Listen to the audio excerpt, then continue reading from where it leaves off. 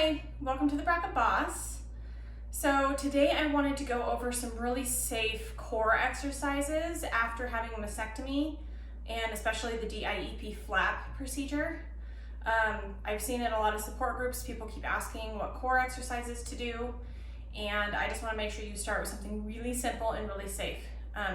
Once again, please make sure you get the okay from your physician to start strengthening and core work.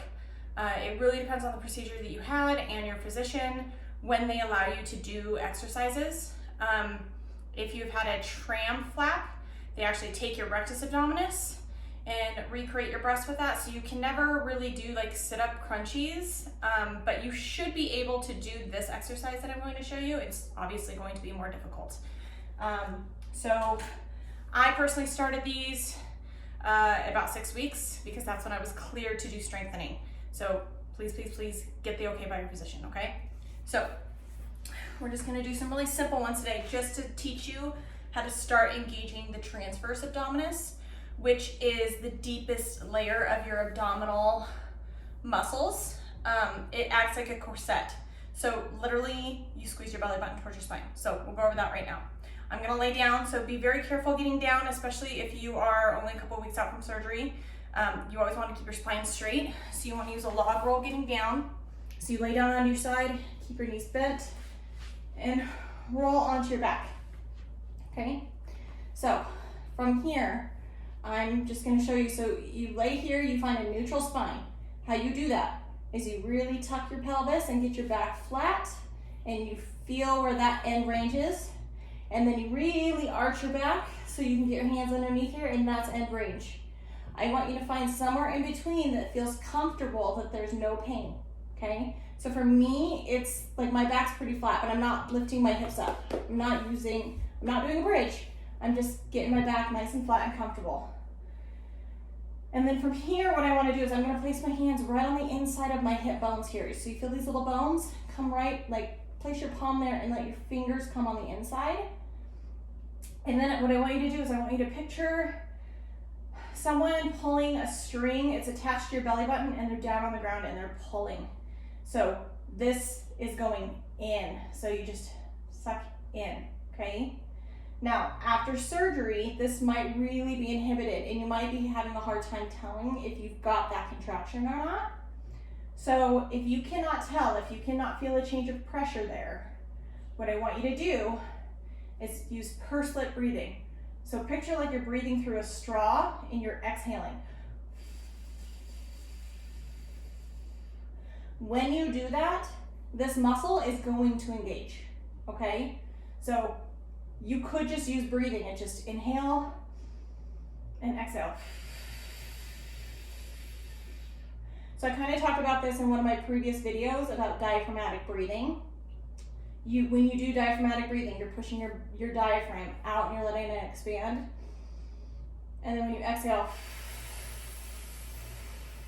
you're really engaging that transverse abdominis, okay?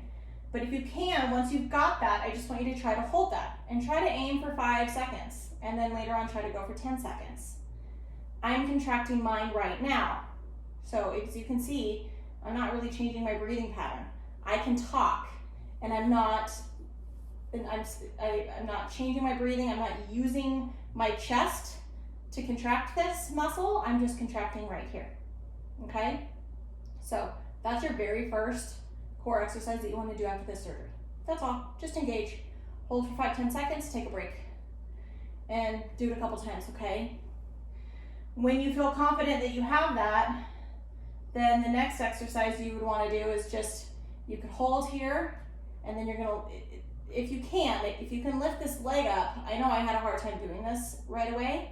So these are contracting the obliques and just holding nice and tight, okay? So you're pressing this knee, left knee against my right hand, and it's that cross contraction while I'm sucking my belly button towards my spine that's turning on those obliques, okay?